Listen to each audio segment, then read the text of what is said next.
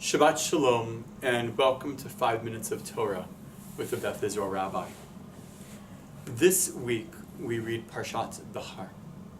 This Torah portion gives us a couple of very important laws that deal both with agriculture and what we are to do once we, the Israelites, enter into the land of Israel. And not only that, but what we are to do as a Jewish people in the land of Israel from that point forward. One of the important laws found in the Parsha is the law of Shemitah. That is, that when we are in the process of farming the land of Israel, we are to allow the land to lie fallow once every 7 years. We are not to reap, we're not to plant, but rather only to use that which has grown on the land of Israel once every 7 years, that is grown by itself. And we are to allow the poor to come and take from our farming property. Secondly, the Torah commands us in the laws of the Yovel, or the Jubilee. There we are to not only follow the laws that are connected to the Shemitah, but also to return all property back to its original owner and to forgive debts once every 50 years. In fact, you might note that the word Jubilee, this idea related to and connected to the concept of freedom, actually comes from the Hebrew word Yovel.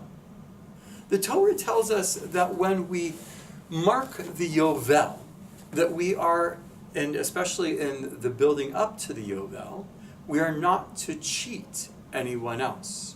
Sforno, a medieval Italian rabbi, explains that this means that when you sell property in the years leading up to the Yovel, you should not lie to the person to whom you are selling the property, to try in order to mislead them to think that the Yovel is going to be later than it is. As you can imagine, the price of property diminishes in the years leading up to the Yovel because the person buying the property knows that it is going to be returned at the Yovel, at that 50th year, to its original owner.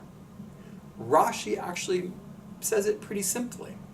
The 11th century French biblical commentator and rabbi, Rashi explains that this simply means that it is related to a financial matter. Now, we often think of financial matters as being simply physical, but the reality is that financial matters are more than just physical. For because of financial matters, we are able to live our lives successfully. We're able to eat. We're able to go about through life in a happy way. And financial matters also matter in a moral way. How we deal with our finances, how we deal with other people's finances. These are moral questions. And so Judaism is not only concerned with how we pray and maybe even how we eat, but Judaism is also concerned with how we operate in the financial realm as well.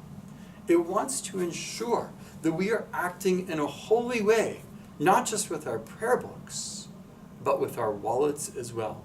That we're making this world a better place through our financial acts, as well as through our prayerful acts.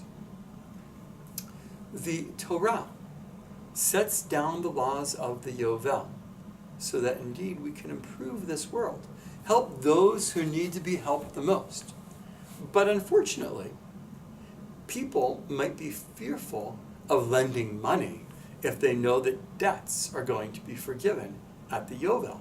And we may remember even from just about 10 years ago what happens when people are fearful of lending money. It brings the entire economy to a grinding halt.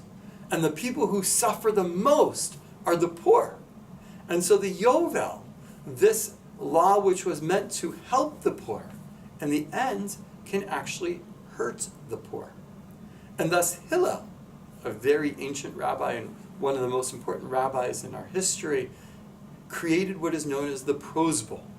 a system by which we are able to lend money and borrow money from a court as opposed to individuals, because according to the rabbis, the Yovel and the forgiving of loans is only with individuals and not with the court.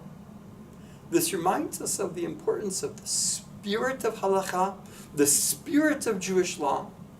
It also reminds us of the importance of making sure that our Jewish practice is dynamic, that we are continuously thinking about and changing with the times so that we can indeed fulfill Jewish law in its best way possible. And thus we remember and remind ourselves that through Jewish law and Jewish practice, we are indeed able to not only improve ourselves in a spiritual way, but a moral way, and make this world a better place as well. Shabbat Shalom.